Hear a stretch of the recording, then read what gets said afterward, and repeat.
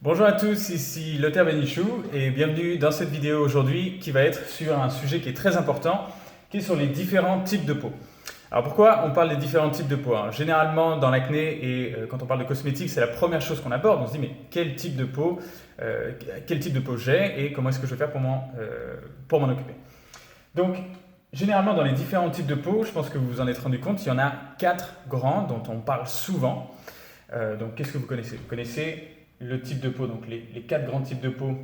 Vous avez le type de peau donc grasse, hop, on a la peau grasse. On peut avoir aussi quoi? On peut avoir la peau sèche et on peut avoir la peau mixte et on peut aussi avoir la peau normale.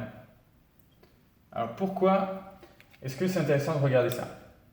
Eh bien, vous allez voir que dans ces différents types de peau, il y a des caractéristiques qui sont on va dire, fréquentes dans ces différents types de peau, des caractéristiques qui sont intrinsèques.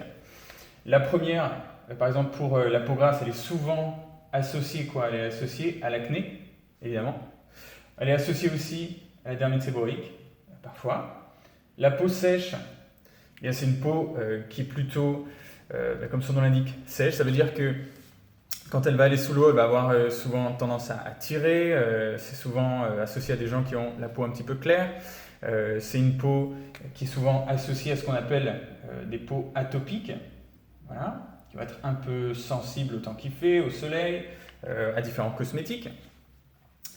La peau mixte, qu'est-ce que c'est? C'est un mix un petit peu de ces deux peaux grasses. Donc encore une fois, qu'est-ce que c'est? Ça va être une peau qui est plutôt grasse sur la zone T, et qui va être plutôt sèche sur les joues. Donc ça, pareil, ça peut être associé à de l'acné, en tout cas dans la zone grasse, et à des caractéristiques plutôt sèches sur les joues, donc une peau qui va plutôt tirer, qui va être assez inconfortable.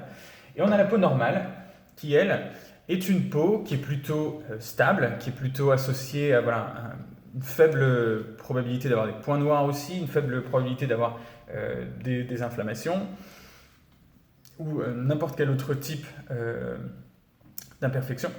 Donc, on va dire la peau normale, c'est un petit peu ce que tout le monde voudrait.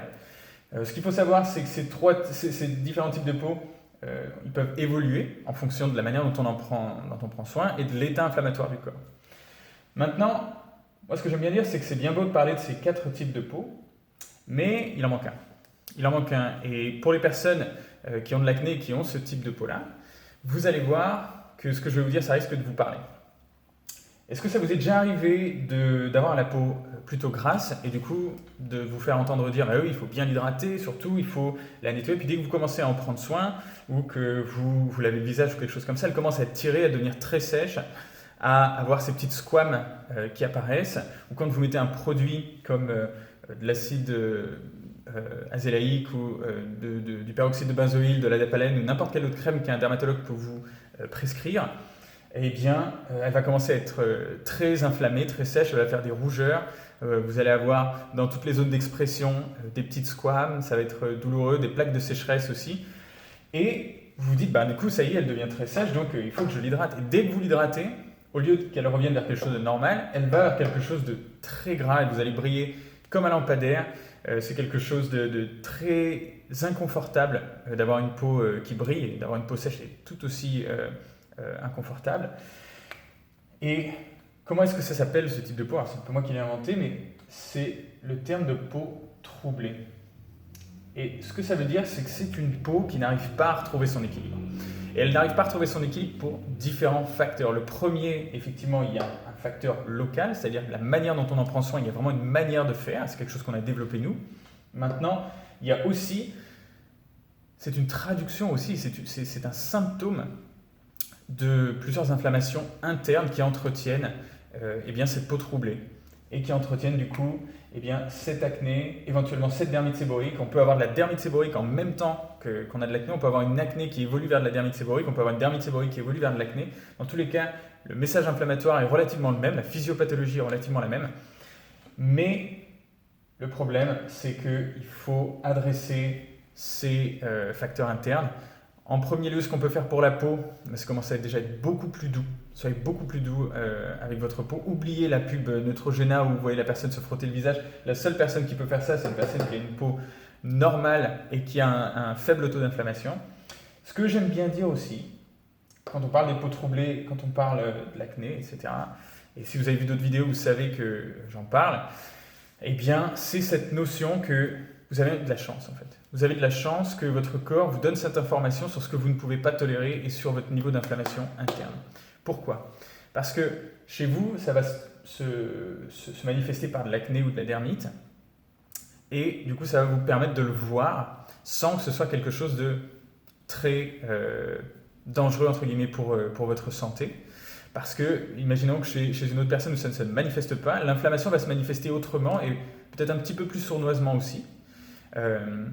C'est quelque chose qui va se manifester par d'autres pathologies chroniques ou inflammatoires. Ça peut être de la polyarthrite rhumatoïde, ça peut être un lupus, ça peut être des plaques d'athérose, donc bien sûr des problèmes cardiaques derrière ou des problèmes de circulation.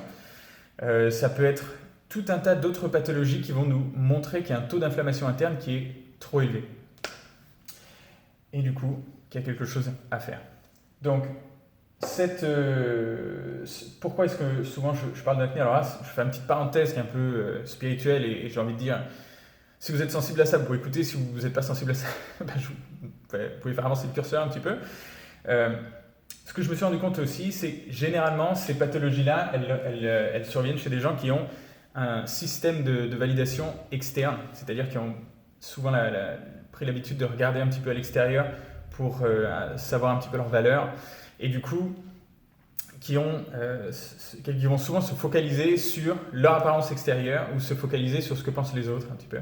Et du coup, c'est comme si, d'une certaine manière, c'est là que je vous mets les parenthèses et les guillemets, eh bien, le corps se disait, vu que cette personne-là, la seule manière de communiquer avec elle, c'est de manifester des choses par la peau, eh bien, ça va être de lui montrer ça sur sa peau pour qu'elle puisse s'y attarder et vraiment le prendre au sérieux. Et du coup, c'est pour ça qu'il y a cette acné. Et généralement, les gens qui ont ça pendant longtemps, c'est quelque chose d'extrêmement frustrant parce que c'est des gens qui prennent déjà bien soin d'eux, qui prennent déjà bien soin de leur apparence. Et quand elles ont cette acné, eh bien pour eux, c'est une grande frustration parce que c'est un petit peu cet échec de dire « mais j'arrive pas à le faire partir », etc. Parce que effectivement, il faut aller chercher plus loin. Voilà, donc je vous ai parlé un petit peu de tout ça, je vous ai parlé de la peau troublée. Si vous voulez en savoir plus, je vous ai mis un lien dans la description de cette vidéo pour que vous puissiez regarder ce webinaire. Vous allez voir un petit peu plus ces 7 différentes étapes par lesquelles on passe pour se débarrasser de l'acné. Qu'est-ce qui est très important d'adresser là-dedans? Vous allez voir aussi d'autres témoignages de personnes qu'on a accompagnées. Et si vous voulez travailler avec nous, de voir un petit peu comment ça se passe. On ne travaille pas effectivement avec tout le monde, on travaille uniquement avec les personnes qu'on est sûr de pouvoir aider à 100% et qui sont des bons fits pour la communauté de personnes qu'on accompagne. C'est aussi important de travailler avec des gens. Déjà, on ne fait pas de promesses à des gens qu'on ne sait pas si on peut aider, mais d'être sûr qu'on garde toujours cette excellente ambiance et que tout le monde se sente bien et que tout le monde avance et qu'on garde ce taux de réussite au maximum. Voilà, en tout cas, prenez bien soin de vous. Si ça a pris du sens pour vous, je vous invite à mettre un petit pouce bleu. Si vous voulez d'autres vidéos avec le tableau blanc derrière, vous pouvez me le dire dans les commentaires aussi. Et vous abonner à la chaîne pour ne pas en rater. Et si vous voulez en avoir d'autres, de bien me montrer que vous en voulez d'autres. Voilà, prenez bien soin de vous et je vous retrouve dans la prochaine vidéo. Bye bye.